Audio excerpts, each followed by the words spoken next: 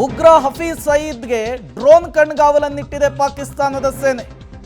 ಉಗ್ರನಿರುವಂತಹ ಮನೆಯ ಸುತ್ತ high resolution ಸಿಸಿಟಿವಿಯನ್ನು ಅಳವಡಿಸಿದೆಯಂತೆ. 4 kilometre ವ್ಯಾಪ್ತಿಯೊಳಗಿನ ರಸ್ತೆಗಳಲ್ಲಿ ಕಣ್ಗಾವಲನ್ನಿಟ್ಟಿದೆಯಂತೆ.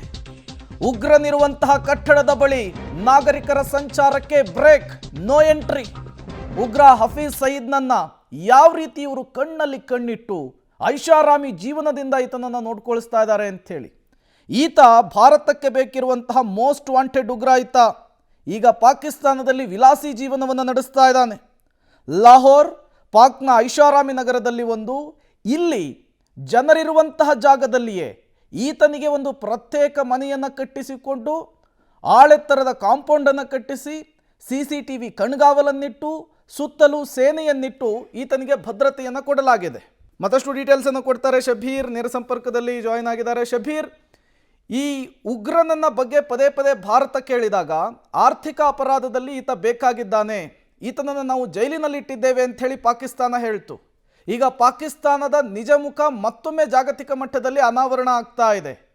ಇಂತಹ ಉಗ್ರನೊಬ್ಬನಿಗೆ ಈ ರೀತಿಯ ಭದ್ರತೆಯನ್ನು ಕೊಟ್ಟು, ಈ ರೀತಿಯ ಐಷಾರಾಮಿ ಜೀವನವನ್ನು ಕಲ್ಪಿಸಿಕೊಟ್ಟು ಮತ್ತೊಮ್ಮೆ ಉಗ್ರರನ್ನು ಪೋಷಿಸ್ತಾ ಇದ್ದೇವೆ, ಮತ್ತೊಮ್ಮೆ ಉಗ್ರರನ್ನು ನಾವು ಸಾಕ್ತಾ ಇದ್ದೇವೆ ಅನ್ನುವಂತಹ ವಿಚಾರ ಗೊತ್ತಿದ್ದು ಕೂಡ ಪಾಕಿಸ್ತಾನ ನವರಂಗಿ ಆಟ ಆಡ್ತಾ ಇದೆಯಾ ಅಂಥೇಳಿ.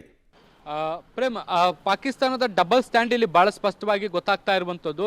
ಈ ಹಿಂದೆ ಬೈಸರನ್ ವ್ಯಾಲಿಯಲ್ಲಿ ಭಯೋತ್ಪಾದಕ ದಾಳಿಯಾದಂಥ ಸಂದರ್ಭದಲ್ಲಿ ಇದರಲ್ಲಿ ಪಾಕಿಸ್ತಾನದ ಪಾತ್ರ ಇದೆ ಅಂತ ಭಾರತ ಆರೋಪ ಮಾಡಿದಾಗ ಪಾಕಿಸ್ತಾನ ಒಂದು ಹೇಳಿಕೆಯನ್ನು ಕೊಟ್ಟಿತ್ತು.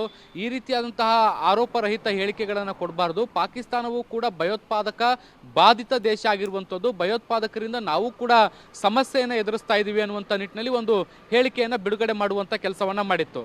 ಆದರೆ ಈಗ ತೆರೆಮರೆಯಲ್ಲಿ ಉಗ್ರರಿಗೆ ಬೆಂಬಲವನ್ನು ಕೊಡುವಂಥದ್ದು, ಅವರನ್ನು ಪೋಷಿಸುವಂಥ ಕೆಲಸ ಬಹಿರಂಗವಾಗಿರುವಂಥದ್ದು ಕೂಡ ನಮಗೆ ಕಾಣಲಿಕ್ಕೆ ಸಿಗ್ತಾ ಇರುವಂಥದ್ದು. ಲಷ್ಕರ್ ಎ ತೊಯ್ಬಾದ ಮುಖ್ಯಸ್ಥನಾಗಿರುವಂಥ ಹಫೀಜ್ ಸೈಯದ್ ಹಫೀಜ್ ಏನಿದ್ದಾನೆ, ಈತನನ್ನು ರಕ್ಷಿಸುವಂಥ ಕೆಲಸವನ್ನು ಈಗ ಪಾಕಿಸ್ತಾನದ ಸೇನೆ ಮಾಡ್ತಾ ಇರುವಂಥದ್ದು. ನಿನ್ನೆ ಅಷ್ಟೇ ಈತ ಲಾಹೋರ್ನಲ್ಲಿ ಇದ್ದಾನೆ ಅನ್ನೋದಕ್ಕೆ ಸಂಬಂಧಪಟ್ಟಂತೆ ವಿಡಿಯೋ ಸಾಕ್ಷ್ಯಗಳ ಸಹಿತ ಮಾಹಿತಿ ಬಿಡುಗಡೆಯಾಗಿತ್ತು. ಈ ಮಾಹಿತಿ ಬಿಡುಗಡೆಯಾದ ಬೆನ್ನಲ್ಲೇ ಈಗ ಪಾಕಿಸ್ತಾನದ ಸೇನೆ ಹೈ ಅಲರ್ಟ್ ಅನ್ನು ವಹಿಸಿರುವಂಥದ್ದು. ಉಗ್ರನಿಗೆ ಬೇಕಾದಂಥ ಬಂದೋಬಸ್ತನ್ನು ಕೊಡುವಂಥ ಕೆಲಸವನ್ನು ಕೂಡ ಮಾಡಿರುವಂಥದ್ದು. ಮುಖ್ಯವಾಗಿ ಈತನ ಮನೆ ಇರುವಂಥ ಸ್ಥಳ ಏನಿದೆ ಅಲ್ಲಿಂದ ಸರಿಸುಮಾರು 4 ಕಿಲೋಮೀಟರ್ ವ್ಯಾಪ್ತಿಯಲ್ಲಿ ಹೈ ರೆಜುಲೇಷನ್ಸ್ ಇರುವಂಥ CC ಕ್ಯಾಮ್ರಾಗಳನ್ನು ಹಾಕಿ ಯಾರು ಬರ್ತಾ ಇದ್ದಾರೆ, ಯಾರು ಹೋಗ್ತಾ ಇದ್ದಾರೆ ಅನ್ನುವಂಥ ನಿಟ್ಟಿನಲ್ಲಿ ಮಾನಿಟರ್ ಮಾಡುವಂಥ ಕೆಲಸವನ್ನು ಕೂಡ ಮಾಡ್ತಾ ಇದ್ದಾರೆ. ಜೊತೆಗೆ ಈತನ ಮನೆಯ ಸುತ್ತಮುತ್ತಲೂ ಕೂಡ ಎಲ್ಲೂ ಸಾಮಾನ್ಯ ಜನರು ಓಡಾಡದಂತೆ ಎಚ್ಚರಿಕೆಯನ್ನು ವಹಿಸುವಂಥ ಕೆಲಸವನ್ನು ಕೂಡ ಮಾಡಲಾಗ್ತಾ ಇದೆ. ಇದ್ರ ಜೊತೆಗೆ ಬೇರೆ ಖಾಸಗಿ ಡ್ರೋನ್ಗಳ ಹಾರಾಟವನ್ನು ಕೂಡ ನಿಷೇಧ ಮಾಡಿದ್ದು, ಪಾಕ್ ಸೇನೆ ಈ ಒಂದು ಪ್ರದೇಶದಲ್ಲಿ ತನ್ನ ಡ್ರೋನ್ಗಳನ್ನು ಹಾರಿಸುವ ಮೂಲಕ ಡ್ರೋನ್ ಕಣ್ಗಾವಲನ್ನು ಕೂಡ ಇಡುವಂಥ ಕೆಲಸವನ್ನು ಕೂಡ ನಿರಂತರವಾಗಿ ಮಾಡ್ತಾ ಇರುವಂಥದ್ದು. ಈ ಮೂಲಕ ಭಾರತ ಹಫೀಜ್ನ ಮೇಲೆ ದಾಳಿಯನ್ನು ಮಾಡಬಹುದು ಅನ್ನುವಂತಹ ಕಾರಣಕ್ಕೆ ಆತನನ್ನು ರಕ್ಷಣೆ ಮಾಡುವಂತಹ ಉದ್ದೇಶದಿಂದ ಈ ಒಂದು ಭದ್ರತೆಯನ್ನು ಹೆಚ್ಚಿಸುವಂಥ ಕೆಲಸವನ್ನು ಮಾಡಿರುವಂಥದ್ದು.